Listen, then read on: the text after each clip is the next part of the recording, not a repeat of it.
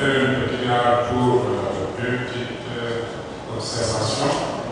La première, c'est par rapport à l'interpellation du Conseil sur la vision. Je voudrais qu'on fasse à une justice à l'histoire, ce qui s'est passé pour le plan de Lagos. Le plan de Lagos était dans mauvais. Mais elle est intervenue, sa mise en œuvre devait commencer lorsque la crise a éclaté.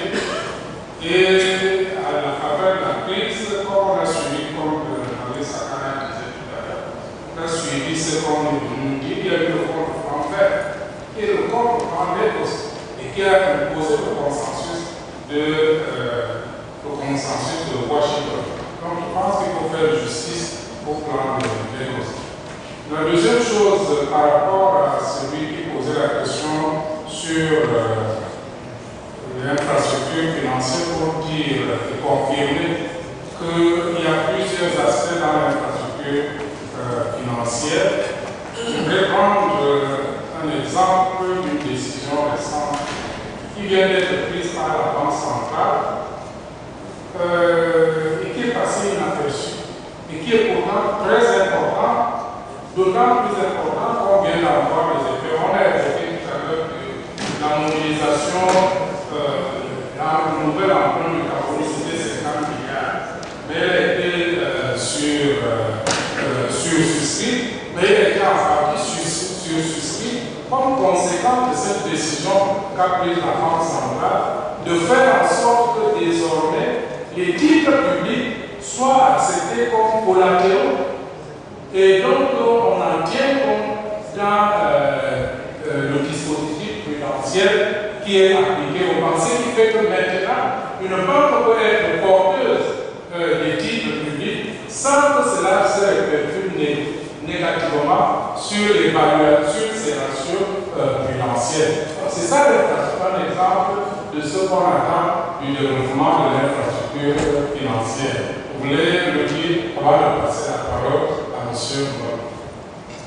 Merci pour cela. Ça tombe bien. Je voulais répondre à notre ami Ben qui faisait un peu de politique fiction en se demandant que deviendrait un pays comme le Cameroun, par exemple, si on échangeait les populations, c'est-à-dire si on faisait venir les Français ici et on envoyait les Camerounais en France. Je crois que c'est une.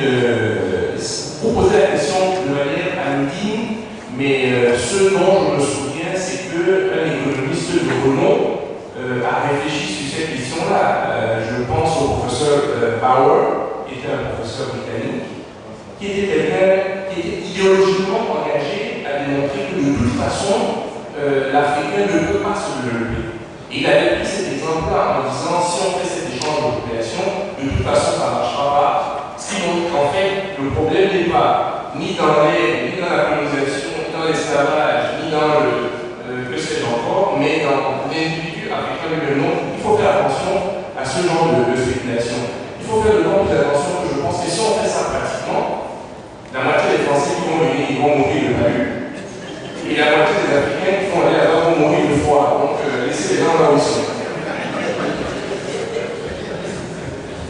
Voilà, alors avant de répondre aux questions qui étaient directement adressées, je voulais quand même donner un petit éclairage sur les questions de choix d'industrialisation.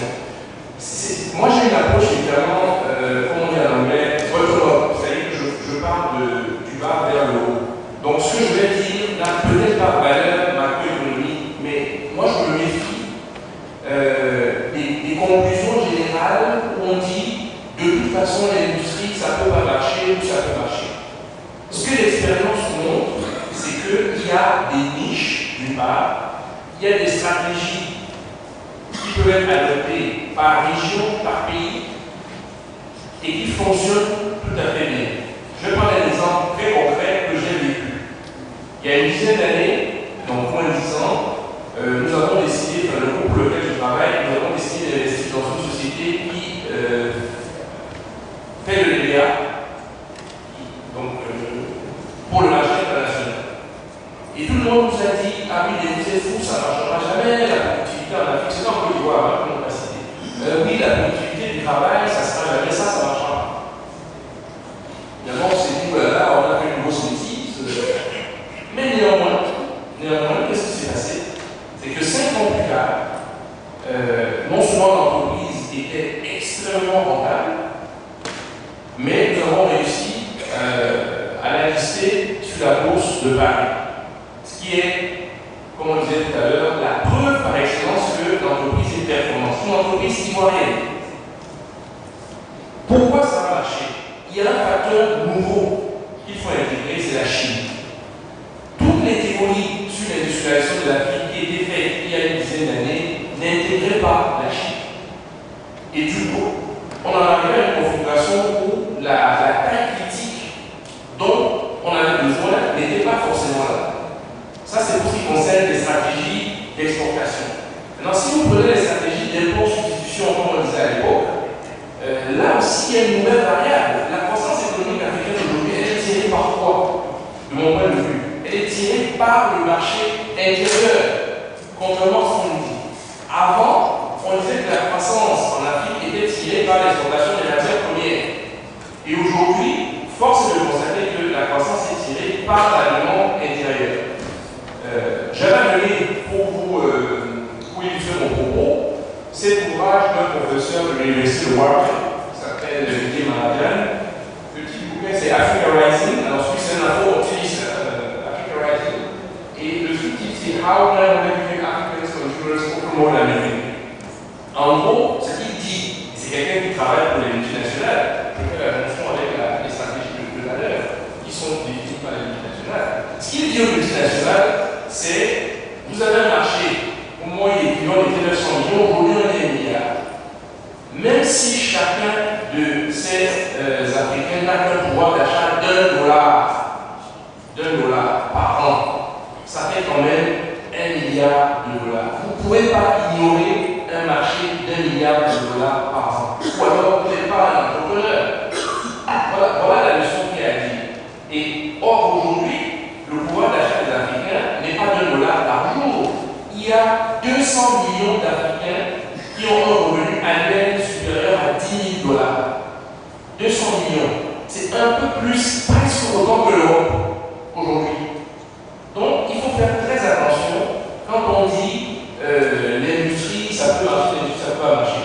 Ce que moi je retiens, c'est qu'il faut regarder précisément filière par filière, regarder effectivement la distribution de la chaîne de valeur, mais jouer aussi sur le fait que la mondialisation impose des contraintes à tout le monde. Les contraintes, ce n'est pas simplement sur nous. Quand on parle des industriels du nord de la France, je ne vois pas en quoi l'État français n'est pas capable de freiner ce phénomène. C'est parce qu'il y a des forces de marché qui sont parfois supérieures à ce que les États peuvent faire. Donc voilà la petite contribution que je voulais faire sur l'industrialisation. Donc prudence avec des théories un peu trop générales. Rapidement sur la question des banques de développement, elle a été répondue par Sakana. En fait, les banques de développement étaient effectivement permis pour des raisons purement idéologiques dans la foulée du consensus de Washington dont parlait le professeur Hervé, où il y avait effectivement ce discours un peu dogmatique. Nos amis du FMI et de la Banque mondiale consistait à dire que de toute façon, les États africains doivent se désengager de tout ce qui est activité génératrice de revenus, etc. Aujourd'hui, quelques-uns qui sont honnêtes reconnaissent que c'était un conseil pas réalisé du tout. Et d'où la tendance que vous avez signalée, les États africains qui recommencent à créer des banques de développement comme la BNDE au Sénégal, qui est, de mon point de vue, un excellent exemple.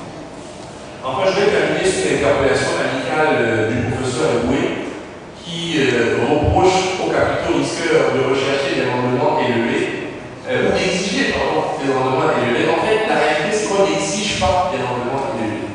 Il se trouve que, comme je l'ai dit ce matin, le déséquilibre entre l'offre de capital et la demande de capital est tel que nous avons la latitude de sélectionner des entreprises qui ont les meilleurs taux de rentabilité. Donc, quand un fonds d'investissement vous dit j'ai fait un TF de 25%, ils n'ont pas exigé 25%, mais ils ont calculé qu'en investissant dans ce secteur précis, a priori, vous allez avoir une rentabilité élevée. Ça, c'est le premier argument. Le deuxième argument, c'est que le TRI ne se fait pas uniquement sur les cash flows futurs de la société. Il se fait aussi, en grande partie, le débat qu'on a eu ce matin sur l'expérience de nos épargnes se fait en grande partie sur la valorisation, non sur la vente, la cession en bourse ou à tiers de l'actif qui aura été financé. Et donc, il n'y a pas une pression de 27% sur l'entreprise. C'est-à-dire qu'effectivement, chaque fois qu'on rencontre les entrepreneurs, ils nous disent mais oui, mais vous allez nous demander des taux d'intérêt élevés. Non, on ne demande pas des taux d'intérêt élevés. Ce qu'on fait, même si ça en a parlé tout à l'heure, nous essayons de réduire ou d'annuler le phénomène d'asymétrie d'information qu'il y a entre le prêteur et l'emprunteur. Nous prenons un risque avec vous. Et si vous gagnez 25%, nous aussi nous devons gagner 25%. C'est aussi simple que cela. C'est ça la logique du capital risque qui est évidemment différente du banquier qui lui limite son capital à un certain niveau et donc ne prend pas ce qu'on appelle dans notre jargon le upside, c'est-à-dire tout ce qui est performance supérieure. Et pour terminer, je vous retrouverai la question. Vous, si vous devez investir votre épargne dans un projet, quel est le taux de rentabilité que vous souhaiteriez avoir? Merci.